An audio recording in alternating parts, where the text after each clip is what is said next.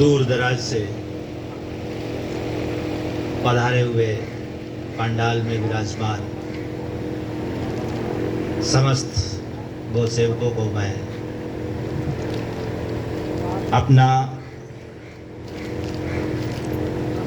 अपने लिए आशीर्वाद मांगता हूं और आपका अभिनंदन करता हूं, खैर मकदम करता हूं कि आप लोग यहाँ पधारे। आपने जो सम्मान, जो इज्जत बख्शी, उसके लिए मैं आप सबका आभारी हूँ। सबसे पहले मैं भाई त्रिलोक जी मोदी का भी आभारी हूँ कि उन्होंने मुझे आप सबसे रूबरू होने का मौका दिया, आप सबसे मिलने का मौका दिया, इस क्षेत्र को देखने का मौका दिया। निश्चित रूप से मैं भाई त्रिलोक जी मोदी और उसकी टीम, उन सब का आपके समक्ष आभार व्यक्त करना चाहता हूँ।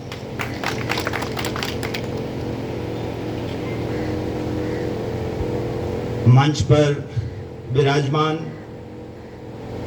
प्रधान दामोदर श्रीमती अमृत देवी जी, सरपंच श्री गोपाल जी मीना साहब, जिला परिषद सदस्य हमारे अजीत श्री हुक्मी चंद जी मीना, श्री नाजूराम जी मीना पंचायत समिति सदस्य, श्री ओंकार लाल जी मीना सरपंच ग्राम पंचायत बाराबरदा,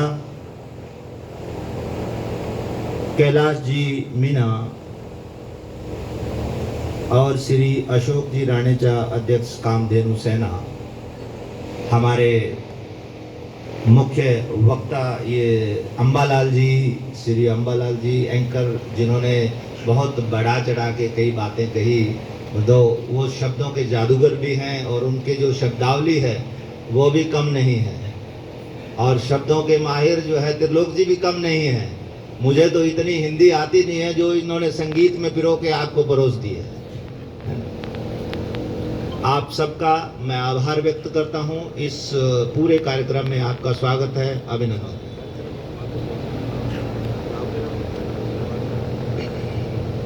आज आप सब लोग इस कार्यक्रम में पधारे और इन्होंने एक नाम रखा है कि आत्मनिर्भर गौशाला हम कैसे बनाएं।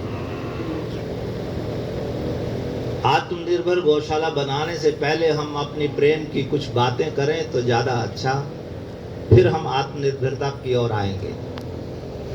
मुझे इस क्षेत्र में आते आते और इस क्षेत्र को देखते देखते इतना अच्छा लगा कि कितना सुकून भरा ये क्षेत्र है।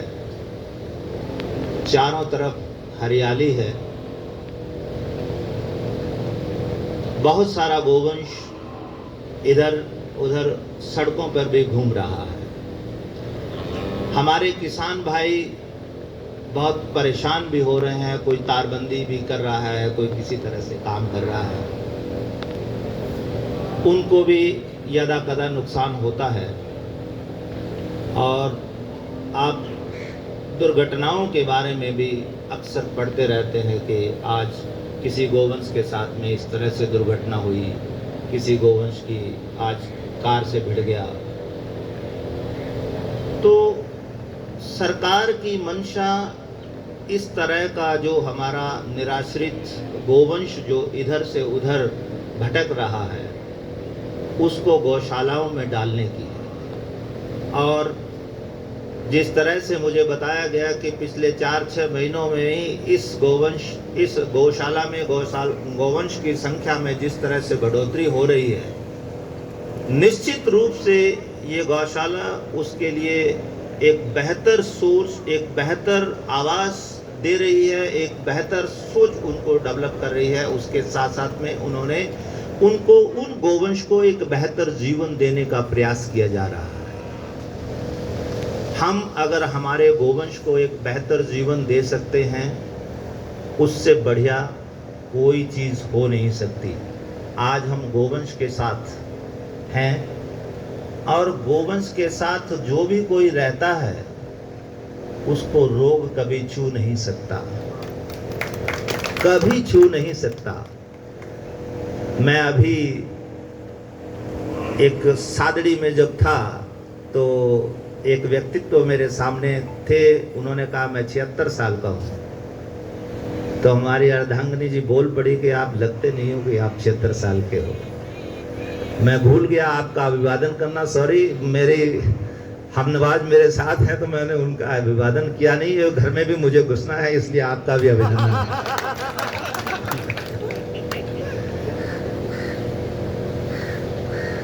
तो गोवंश के साथ रहते हुए आप उम्र दराज हो जाओ तो आपको उम्र का आभास नहीं होता। जीवन इतना सरल और सुगंधमय हो जाता है कि आपको अपने आप आनंदित होना शुरू हो जाता है कि मैंने कुछ किया, किसी के लिए किया। हम इस धरती पे आते हैं, अपने लिए हर व्यक्ति करता है। और आज जो गिफ्ट इन्होंने मांगा वो बड़ा ही अद्वितीय गिफ्ट है कि भाई किस तरह का गिफ्ट मैं मांगूं। मांगना भी है और ऐसा मांगना है जो बहुत बड़ा हो और छोटा ना हो। ये भाई त्रिलोक जी से ही कोई सीख सकता है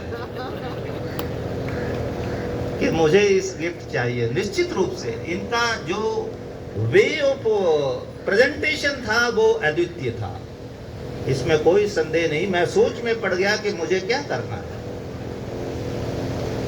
हालांकि मैंने मेरे जीवन के ये 60 साल के बाद के क्षण जो है वो गौशालाओं में भ्रमण करने के लिए रखे हुए हैं कि भाई 60 साल के बाद में मुझे क्या करना है। बहुत सारे लोग मेरे से पूछते हैं कि हर गौशाला को मैं 5 दिन देना पसंद करूंगा कि जहां मैं कुछ ना कुछ उनको कुछ दे जाऊं कि आप ये कर सकते हो, आप गौ माता के लिए ये कर सकते हो, ताकि आप अपने गोवंश को कहीं ना कहीं कुछ अच्छी चीज की ओर ले जाएं, एक अच्छे भविष्य की ओर ले जाएं। आपका जो इस पूरा एरिया है, निश्चित रूप से यहाँ पे कोई बड़ी इंडस्ट्री नहीं है, कोई बड़ा उद्योग नहीं है। यहाँ छोटे उद्योग पनपने के बहुत बड़े आसार हैं। आप गौशाला के माध्यम से छोटे छोटे उद्योग लगाकर, छोटी छोटी चीजें बनाकर हर उस व्यक्ति को रोजगार उत्पन्न करा सकते हो जिनकी उनको जरूरत है, उनके बच्चों को उनकी जरूरत है, उस एरिया के, उस क्षेत्र के लोगों को उसकी जरूरत है, उसकी पूर्ति ये गौशाला कर सकती है। और उसके एवज में आने वाले धन से आपकी गौशाला आराम से चलेगी और उन लोगों का जीवन भी सुधार होगा। हम इस विषय पे एक लंबी चर्चा करेंगे कि किस तरह से हम अपने कुटीर उद्योगों की स्थापना करें, किस तरह से हम इस गौशाला को आत्मनिर्भर बनाएं, इसको संपन्न बनाएं, कैसे हम इस पे कार्य करें। ये हम इस पे विषय पे भी जरूर चर्चा करेंगे और लंबी चर्चा करेंगे। उससे पहले हमारी जो छोटी छोटी चर्चाएं हैं इस क्षेत्र के बारे में क्या हो सकता है उस पे बात करते हैं। आप देखिए, ये पूरा इलाका गोचर का इलाका है। यहाँ पे आपके पास में बहुत सारी गोचर भूमि है, जिस तरह से मुझे बताया गया। गोचर भूमि पे सृजन करना किस गोचर का अधिकार है? गोवंश का अधिकार है। गोवंश, गोचर हमने रखा ही किस लिए है कि यहाँ पे हमारी गायें चरेंगी। आपने सुना होगा कि कृष्ण जी जब गोपाल के रूप में गायें चराया करते थे तो उनकी गायें सिर्फ बंसरी के आधार पर आती और जाती थी कि भाई जहां वो बैठे हैं तो इधर उधर विचरण करती रहती थी, और पूरे जंगल में सिर्फ गायों का विचरण था। कोई उनको छेड़ने वाला नहीं था और गायें हष्ट पुष्ट और स्वस्थ थी। आज गोचर कम होने की वजह से, गोचर की भूमि का सीमित होने की वजह से हमें गौशालाओं में गोवंश को रखना पड़ रहा है, क्योंकि उतनी भूमि बची नहीं है कि जहां पे हमारा गोवंश आराम से विचरण कर सके, आराम से स्वच्छंद विचरण कर सके और वहां पे अपने पूरे जीवन को वो यापन कर सके, ऐसी भूमियों की कमी होती जा रही है। अतिक्रमण बढ़ गए, इधर उधर की बहुत सारी ज़मीनों को कहीं ना कहीं अलॉटमेंट हो गए। ये सारी समस्याओं के कारण गौशालाओं के निर्माण करने पड़ रहे हैं। कम से कम बाहर से अच्छा है कि वो गोवंश गौशाला के अंदर रहे, उसको अनर्गल चीज़ें नहीं खानी पड़ेगी, ये लिफाफे, ये पॉलीथीन, इस तरह की चीज़ें नहीं खानी पड़ेगी। आज आप देखते हो कि जो गोवंश शहरों में है, उसके पेट में जब भी उसकी मृत्यु होती है तो हम देखते हैं 20 किलो, 25 किलो, 30-30 किलो जो पॉलीथीन निकलता है। कई गोवंश का हमें ऑपरेशन करना पड़ा। डॉक्टर जहांगीर यहाँ बैठे हुए हैं, हमने आज से करीबन 20 साल पहले जब ऑपरेशन किया था, तब भी 20-20, 25-25 किलो पॉलीथीन जो है एक एक गाय के पेट में से निकल रहा था। पॉलीथीन बहुत बार अभियान अपन चलाते हैं, पॉलीथीन को बैन कराते हैं कि गौवंश के लिए घातक है, हमारे समाज के लिए घातक है। हमें अपने कपड़े के बैग को इस्तेमाल करना चाहिए। जब भी हमें कोई सामान लाना है तो हमें अपने बैग को इस्तेमाल करना चाहिए। मेरा आप सब लोगों से करबद्ध निवेदन है कि आप कृपया पॉलीथीन को त्यागें, कृपा करके पॉलीथीन को त्यागें और इस गोवंश को सहारा दें कि पॉलीथीन की वजह से हमारा बहुत सारा गोवंश काल कलवित होता है। और हमें ये गोवंश का सेवक होने के नाते, गोवंश से जुड़े हुए व्यक्तित्व के नाते ये जरूर सोचना चाहिए कि हम ऐसी चीज़ों को बाहर ना फेंकें जो हमारे गोवंश के मुंह में जाए, हमारे गोवंश के मुंह में जाने से उसको नुकसान हो। क्योंकि छोटी छोटी चीज़ें ही बड़ी बनती हैं। वो हम छोटे छोटे काम करते हैं, बच्चों को ये सिखाते हैं बेटा पॉलीथीन बाहर नहीं फेंकना, डस्टबिन में जाना, उसका सही डिस्पोजल करना, तो आप ये सोचें कि कम से कम वहाँ जो है हम अपने उस गोवंश को पॉलीथीन से बचा सकते हैं। और इस्तेमाल हम कम कर देंगे तो ऑटोमेटिकली अपने आप ही कम हो जाएगा। हम अपनी पुरानी पद्धति के अनुसार, जो हम पहले भी थैला लेके जाते थे सामान लेने के लिए, आज भी हमें जाना चाहिए। मेरा अपना ये मानना है। आप सहयोग करेंगे, आप अपना सहयोग तो करेंगे ही करेंगे, गोवंश का भी सहयोग करेंगे। इसके लिए मैं आपका धन्यवाद देना चाहता हूं कि आपने इस मेरी इस इंतज़ार को आपने स्वीकार किया। Thank you. अब हम बात करेंगे कि हम गोवंश को आत्मनिर्भर कैसे बनाएं। त्रिलोकी मोदी जब मेरे को पहली बार मिले, इन्होंने 2-3 समस्याएं मेरे सामने रखी कि साहब गोवंश, हमने इतना गोवंश हमारे पास है और हम इस पे कुछ करना चाहते हैं, बहुत अच्छा करना चाहते हैं। मैंने पूछा इनसे कि आपकी गौशाला के पास में कितनी भूमि है। आपका उत्तर था कि हमारे पास में सिर्फ गोचर भूमि है और गौशाला की भूमि हमारे पास में नहीं है। आप बिना भूमि के आपने जो ये मंजर खड़ा किया है, ये काबिले तारीफ है कि आपने इस पूरे क्षेत्र में इतने बड़े गोवंश को इकट्ठा करके उनकी सेवा आप कर रहे हो। आप निश्चित रूप से बधाई के पात्र हैं। मैं आपको पुनः बधाई देता हूं, आपको आभार व्यक्त करता हूं कि आपने इस गोवंश को संभालने का जिम्मा ले रखा है। आपके पूरी टीम को, आपके पूरे ट्रस्टियों को ये श्रेय जाता है कि आप सब लोग मिलके इस गोवंश की सेवा में जुटे हुए हैं।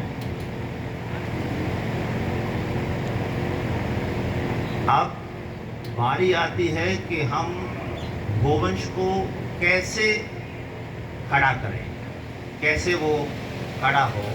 उससे पहले मैं जो विभागीय योजनाएं हैं, हम क्या कर रहे हैं गोवंश के लिए और सरकार क्या कर रही है और उनकी मंशा क्या है, उस पर थोड़ा सा प्रकाश डालना चाहूँगा।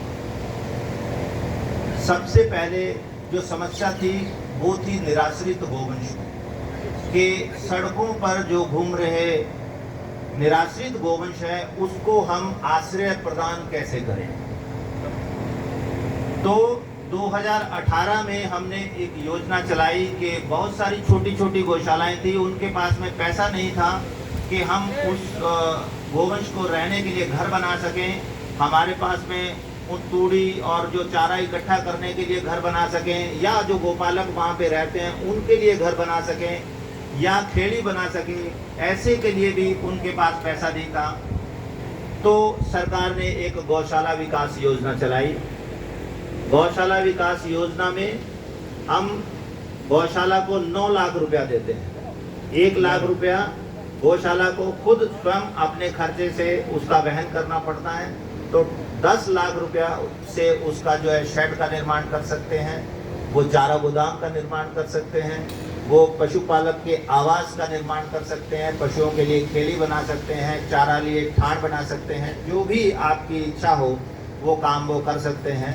तो ऐसे अनुदान को प्राप्त करना, ऐसी योजना का लाभ लेने के लिए आपके पास में भूमि होना का आवश्यक है। जितने भी गौशाला के संचालक यहाँ पे पधारे हुए हैं, अगर उनके पास में अपनी जरा सी भी भूमि है, थोड़ी सी भी भूमि है, तो उसको हम 10 लाख रुपया सिर्फ अपने निर्माण कार्यों के लिए देंगे, ताकि वो अपने गौशाला को थोड़ा सुदृढ़ कर सके और गोवंश को एक अच्छा आवास जो है वो दे सके।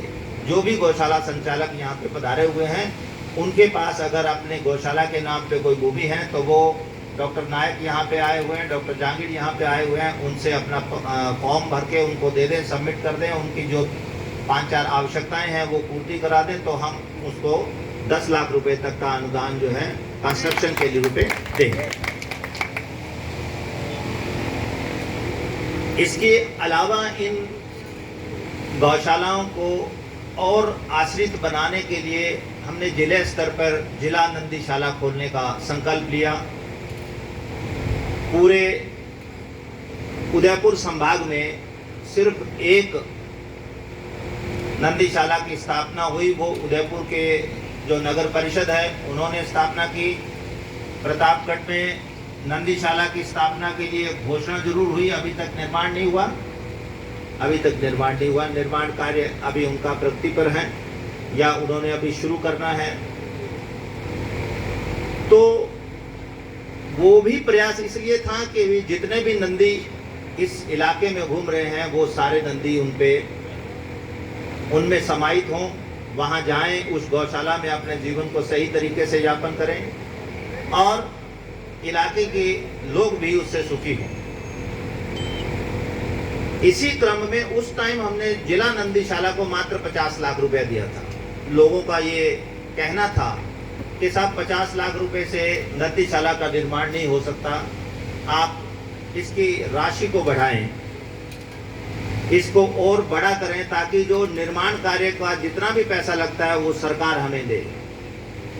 उसी रूप को देखते हुए मंत्री जी का भी बहुत बड़ा ये दिल था कि उन्होंने कहा नहीं, नंदीशाला में हमें संपूर्ण पैसा जो है वो देना चाहिए।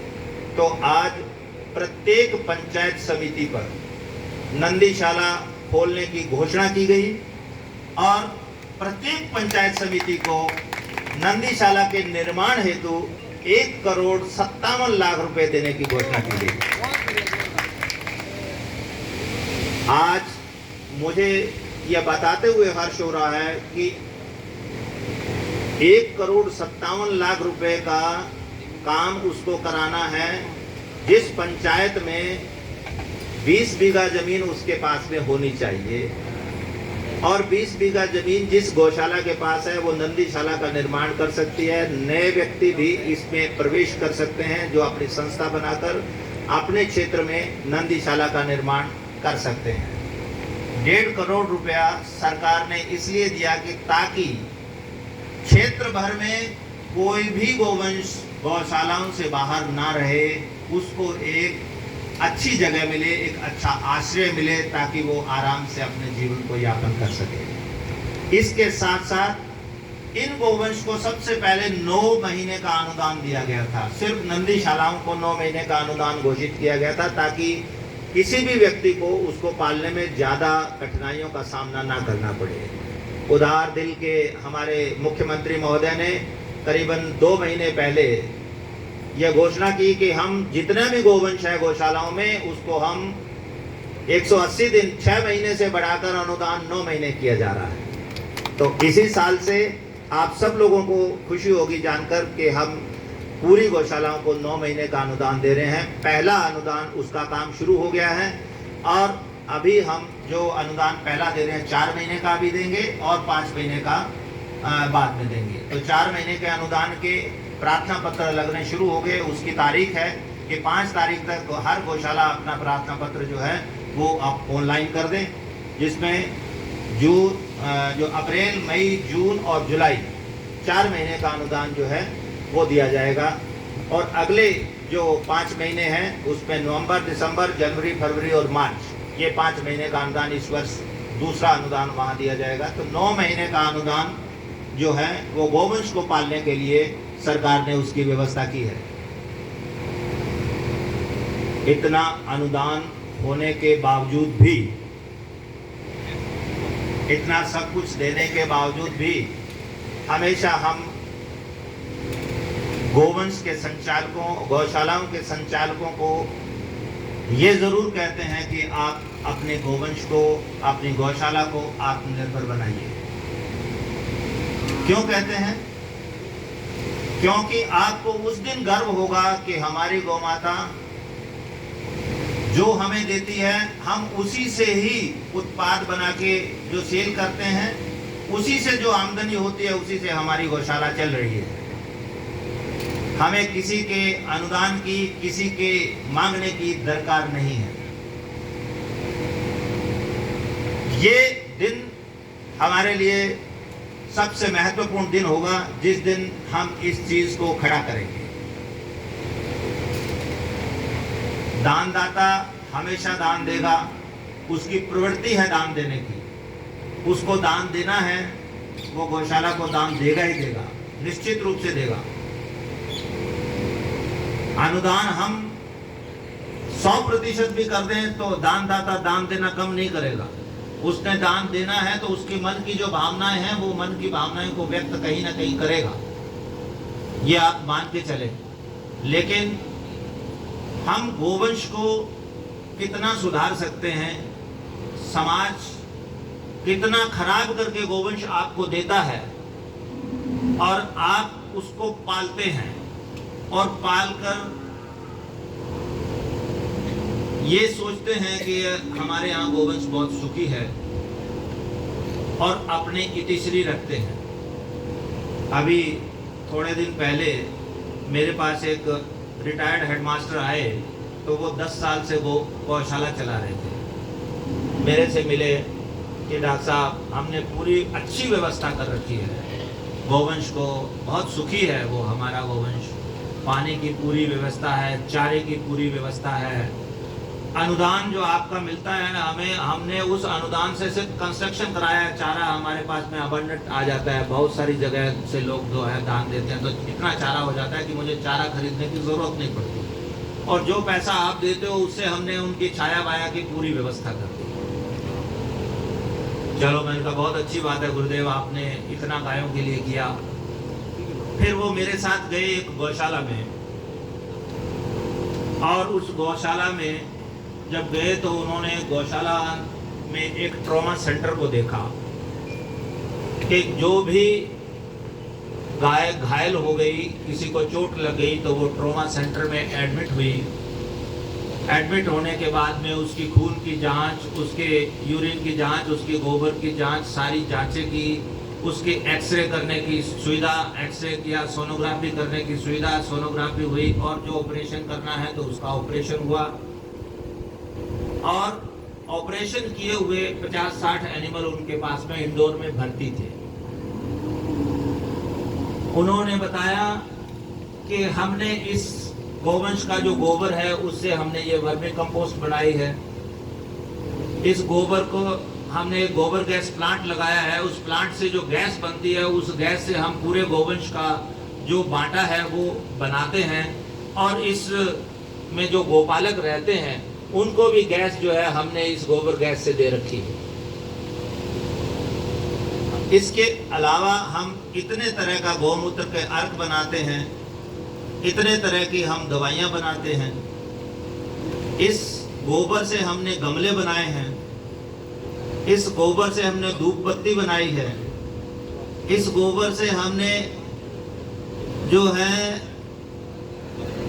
बहुत सारे ऐसे मूल्य संवर्धित उत्पाद बनाए हैं जिनकी आमदनी हमें आज 50 से 60 लाख रुपए तक पर एनम हमारे को होती है, और हम उस आमदनी को करोड़ों में ले जाना चाहते हैं। तो सपना देखिए, उनका सपना देखिए कि आज हम 50-60 लाख रुपए उससे अर्जित कर रहे हैं, हम उसकी आमदनी को करोड़ों में ले जाना चाहते हैं।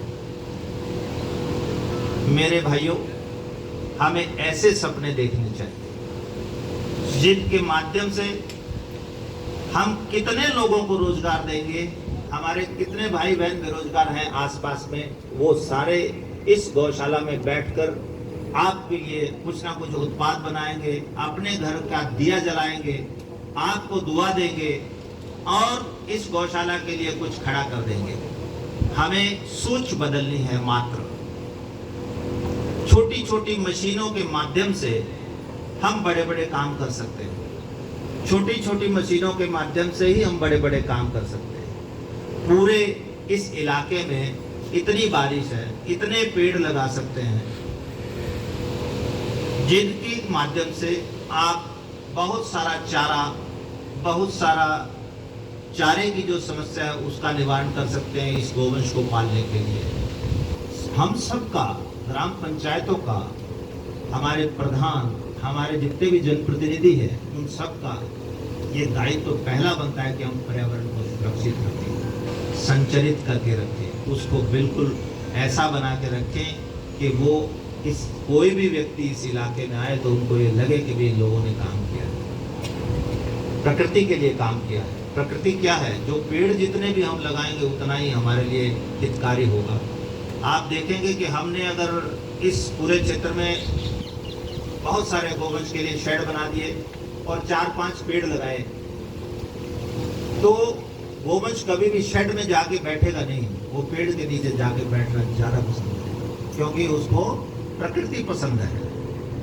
और प्रकृति जो है वो गोवंश के साथ है, इसलिए वो पेड़ को ज़्यादा पसंद करेगी।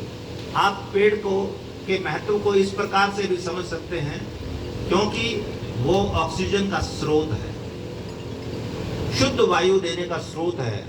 उस शुद्ध वायु को हम पूरे ब्रह्मांड में फैलाते हैं पेड़ लगा के, तो ये हमारे लिए बहुत महत्वपूर्ण बात है। आत्मनिर्भरता के इस कड़ी में 2-3 चीज़ें मैं आप सब लोगों को निवेदन करना चाहता हूँ कि धूप बत्ती बनाना और अपने घर में धूप बत्ती का उपयोग करना। हमें तो मार्केट से भी ला के धूप खेते हैं, हर मंदिर में हर व्यक्ति खाता है कि नहीं खाता? हर व्यक्ति धूप को अपने दिन में 1 या 2 धूप तो काम में लेता है। प्रण करें कि हम गौशाला में बनी हुई धूप का उपयोग करेंगे, अपने ही बनाई हुई धूप का उपयोग करेंगे। गौशाला की इनकम होगी, हमारे घर में शुद्ध गोबर का जलन होगा, शुद्ध गोबर की अगरबत्ती होगी, तो जो वातावरण बनेगा वो आप स्वयं महसूस करेंगे थोड़े दिनों में कि हमें क्या करना चाहिए। अपनी बनाई हुई धूप बत्ती का उपयोग करना है कि मार्केट से लेके आई है उसका करना है। हम इसके प्रणेता भी हैं, हम उसके स्रोत भी हैं, हम उसको खरीदना भी है हमें भी, और हमें उसे बनाना भी है। दोनों काम हमें करना है। जो उपयोग हम मार्केट से लाके चीज का कर रहे हैं, तो वो हमें, अगर हमारे घर में जरूरत है तो हमें उसी चीज को इस्तेमाल भी करना है और हमें बनाना भी है। दोनों काम साइमल्टेनियसली करने हैं। खाद बनाना, इस एरिया में जितने भी लोग यूरिया का इस्तेमाल करते हैं, उस यूरिया के इस्तेमाल को कम करना, क्योंकि आप सब लोग जानते हैं यूरिया का इस्तेमाल होगा पंजाब में, और पंजाब से बीकानेर में एक ट्रेन आती है जिस ट्रेन का नाम है कैंसर ट्रेन। आप सब जानते हैं, बहुत बड़ी अखबारों में बड़ी न्यूज़ बनी थी कि कैंसर ट्रेन बठिंडा से चलती है और बीकानेर आती है। इतने पेशेंट आते हैं, और वो क्यों आते हैं? क्योंकि वो सब लोग यूरिया आधारित धान खाते हैं। हम सौभाग्यशाली हैं कि हम ऐसे क्षेत्र में रहते हैं जहाँ पर अभी भी यूरिया का प्रकोप, यूरिया का उतना यूटिलाइजेशन नहीं होता जितना पंजाब में होता है। तो अभी भी हमने जहां थोड़ा बहुत यूरिया को यूटिलाइज कर रहे हैं, उसकी जगह हमें अपनी गोबर की खाद का उपयोग करना चाहिए। और गोबर की खाद बनाना बहुत आसान है। 2-4 लोगों को आप ट्रेनिंग दिलाइए, गौशालाओं में आराम से वर्मी कंपोस्ट बना सकते हैं, आराम से प्रोम बना सकते हैं, आराम से ऑर्गेनिक मैन्योर बना सकते हैं। खाद दिलाने की, ट्रेनिंग दिलाने की जिम्मेदारी हमारी है, काम करने की जिम्मेदारी आपकी है। किसी भी चीज की ट्रेनिंग आपको लेनी हो कि हमें ये बनाना है, आपका मन करे कि हमें धूप बत्ती बनानी है, उसकी ट्रेनिंग लेनी है, आपको वहां भेज दिया जाएगा। आपका आदमी 4 दिन में, 5 दिन में सीख के आ जाए, यहां बनाना शुरू करे। इसी तरह से आपको केंचुआ खाद बनानी है, उसकी ट्रेनिंग देंगे।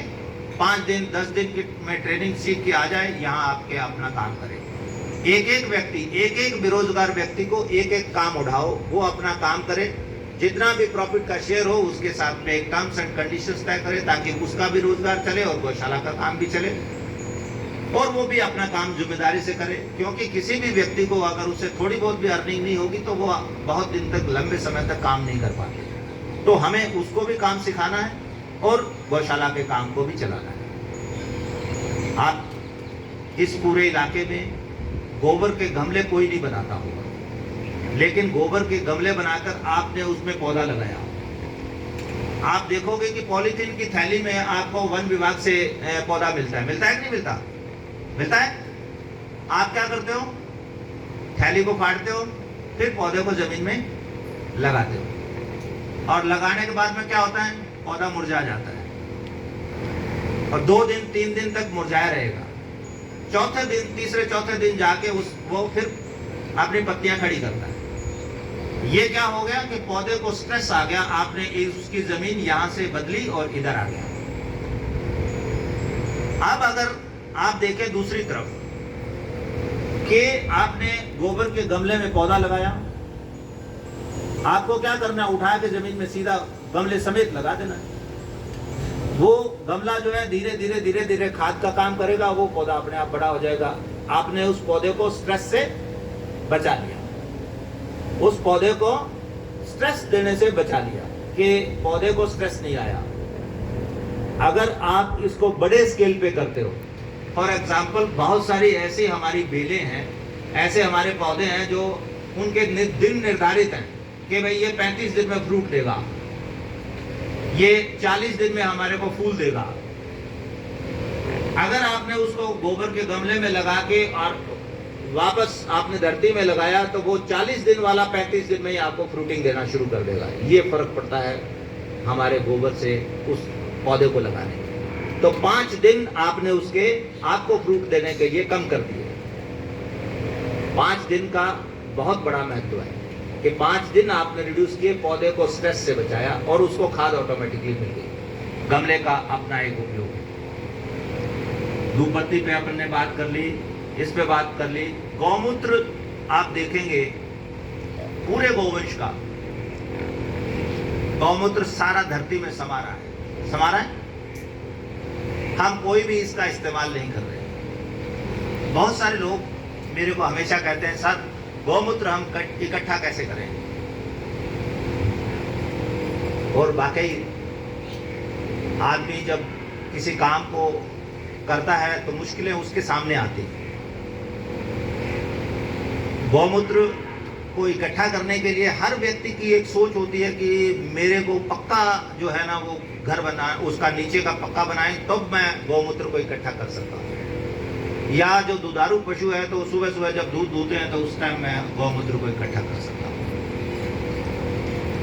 लेकिन आप देखते हैं कि बैल हम चलाते हैं हल के लिए, तो बैल को कौन सिखाता है कि हल में चलना है?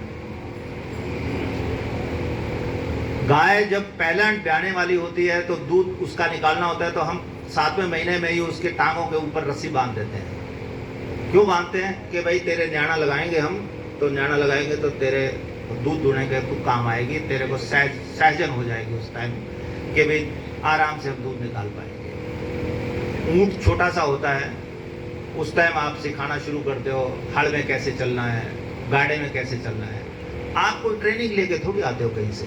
ट्रेनिंग लेके आता है किसान? नहीं लेके आता, वो खुद ही सिखा लेता है उसको। जब आप ऊंट को सिखा सकते हो, बैल को सिखा सकते हो, कुत्ते को सिखा सकते हो, कुम्हार गधे को सिखा सकता है, तो क्या आप गाय को इतना ही नहीं सिखा सकते कि वो उसको कहाँ पेशाब करना है? सोचो जरा, हम सिखा सकते हैं उसको, बहुत अच्छी तरह से सिखा सकते हैं। हमने वो स्थान उसके लिए बनाया ही नहीं कि भाई तुम यहां आके अपना पेशाब करो। वो स्थान तो उसको दोगे ना बना के, नहीं दोगे? उसको वो स्थान देना पड़ेगा। उस स्थान को आपने किसी ने किसी गौशाला में नहीं बनाया, लेकिन मैं कहता हूं कि भाई आप एक बार एक स्थान बनाओ, अलग से बनाओ, थोड़े दिन गौ माता को वहां ले जाओ, उसको सिखाओ थोड़ा सा, वो वहीं जाके पेशाब करेगी, वहीं जाके गोद करेगी, वहीं जाके गोबर करेगी, कहीं नहीं करेगी। बशर्ते कि हम उस काम को थोड़े दिन, 15 दिन प्रैक्टिस करो। आप 15 दिन बाद में देखोगे कि फिर एक गोवंश को देख के दूसरा, दूसरे को तीसरा, तीसरे को चौथा, पांचवा, धीरे धीरे संपन्न हो। पर थोड़ी सी मेहनत तो है। इतनी मेहनत, इतनी ज्यादा भी नहीं है ये कि बहुत बड़ी मेहनत हो, लेकिन हम इसको कर सकते हैं। आप मेरी बात से सहमत हैं कि नहीं है? कि कोई दूसरा तरीका बताऊं? सहमत हो? जोरदार तालियां बजाओ अपने लिए। Very good. हम दूसरों के लिए ताली बजाते हैं, कभी कभी जीवन में अपने लिए ताली जरूर बजानी चाहिए कि मैंने आज कुछ सीखा, मैंने आज कुछ सीखा। हम उसके लिए दोबारा जोरदार तालियां बजाओ, मजा आएगा। Good, thank you. एक और भी तरीका है, हम स्थान बना सकते हैं गौमूत्र के लिए इकट्ठा करने के लिए। दूसरा तरीका भी है, जो हमारे गोवंश, जब हम चारा डालते हैं, 6 बजे डाला, 5 बजे हमने चारा डाला, आप देखते हैं कि गोवंश की एक हैबिट है कि वो मॉर्निंग में जब उठता है तो गूंथ करता है। लेकिन आप उस आदत को बदल सकते हो अपनी हैबिट से।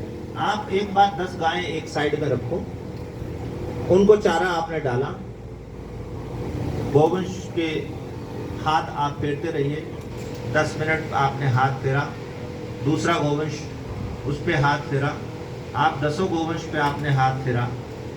आपके हाथ में एक थोड़ा सा गौमूत्र इकट्ठा करने के लिए डिब्बा भी रहना चाहिए।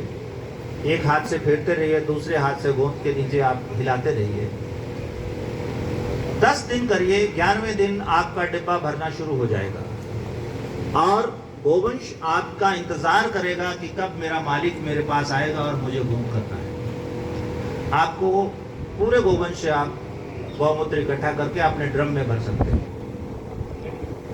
गौमूत्र कभी भी उसका कुछ नहीं बिगड़ सकता, सालों साल पड़ा रहे आपके पास, उसका कुछ नहीं बिगड़ सकता। सालों साल उसमें कोई कीड़ा नहीं पड़ सकता, सालों साल उसमें कुछ भी नहीं हो सकता, जैसा वो है वैसा ही रहेगा। ये प्रकृति ने गौमूत्र को बख्शिश दी है, उसका कुछ नहीं बिगड़ सकता। आप देखो, अभी भी हमारे इस इलाके में तो कच्चे आंगने हैं ही, पक्के सारे नहीं हुए, तो सब लोग गोबर का लेप करते हैं। कीड़ा आता है क्या? कभी आपने कीड़े को विचरण करते हुए देखा? जब ना आपने गोबर का लेप कर दिया तो कीड़े खत्म हो जाते हैं ऑटोमेटिकली। गोबर के साथ में गौमूत्र को आपने लेप कर दिया, आपके घर में कीड़े 15 दिन तक नजदीक नहीं आएंगे, धीरे धीरे आना शुरू होंगे जैसे जैसे उसका असर कम होगा।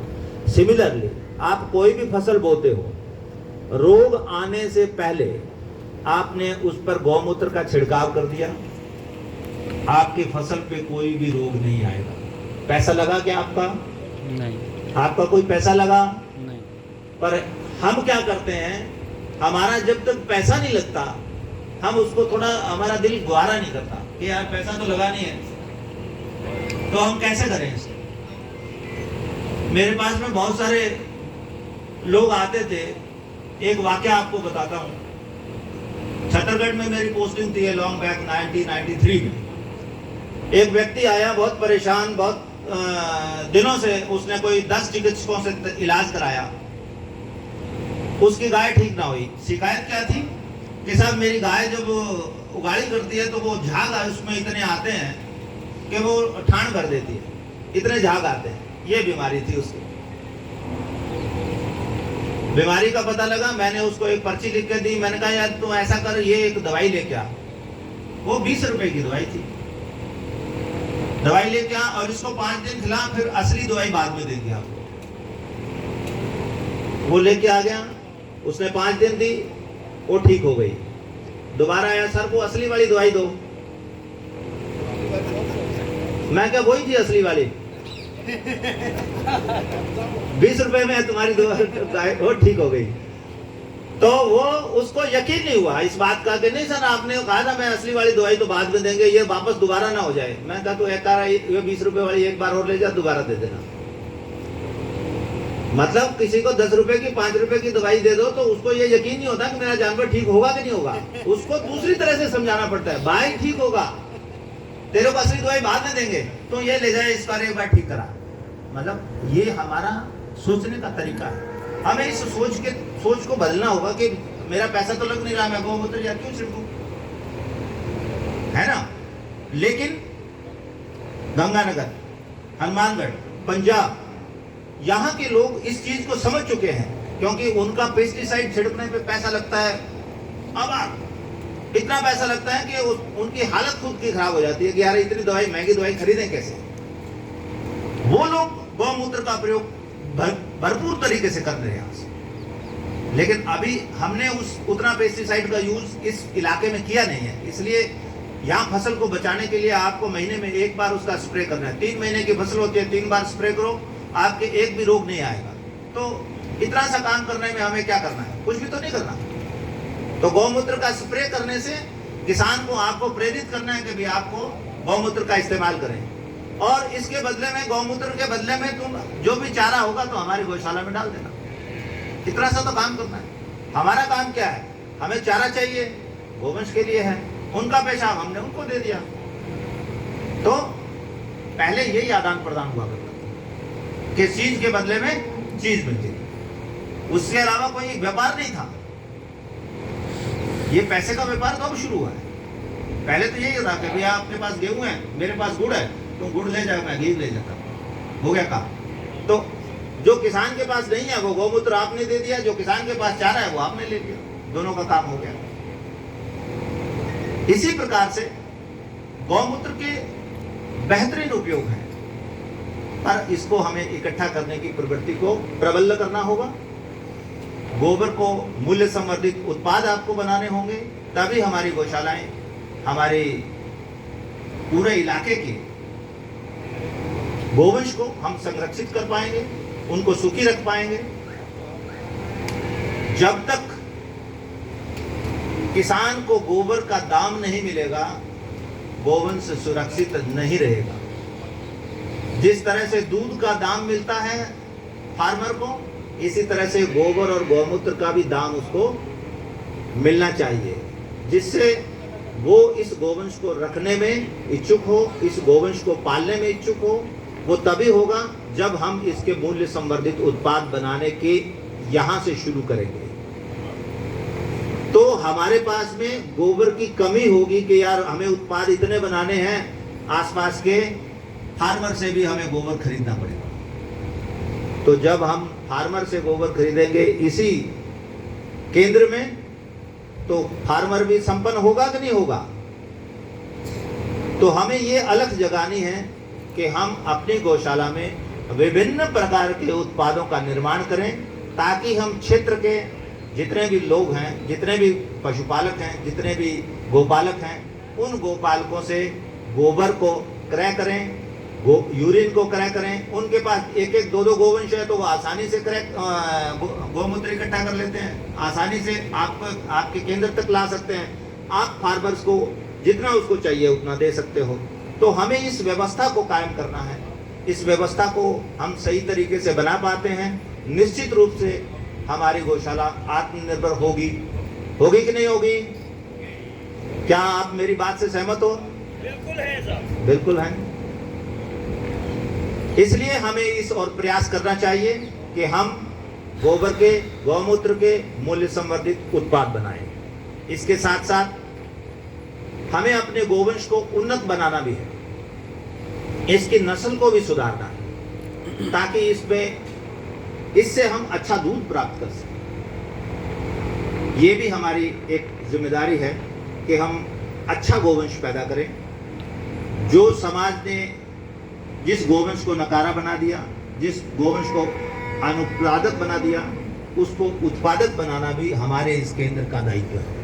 हम अगर 8-10 गोवंश को भी प्रतिवर्ष उत्पादक बनाते हैं तो धीरे धीरे हमारे इस गोवंश को उत्पादक बनाने का क्रम जो है वो शुरू होता है, और उत्पादक गोवंश की संख्या में धीरे धीरे जैसे जैसे बढ़ोतरी होगी तो अनुत्पादक को पालने में आसानी होगी। ये भी एक अच्छा कदम है कि हम अपने गोवंश को सही तरीके से पालें, सही तरीके से उसके उत्पाद को बनाएं। आप सब लोग यहाँ पे आए, सब लोगों ने बहुत धैर्य से मेरी बात को सुना। मैं आपका पुनः आभार व्यक्त करता हूँ। पुनः आप सब लोगों को का अभिनंदन करता हूँ, और पूरी टीम का, त्रिलोक जी की पूरी टीम का, सबका मैं आभारी हूँ जिन्होंने आप सब लोगों के साथ रूबरू होने का मुझे मौका दिया। धन्यवाद आप सब लोगों का। जय गौ माता।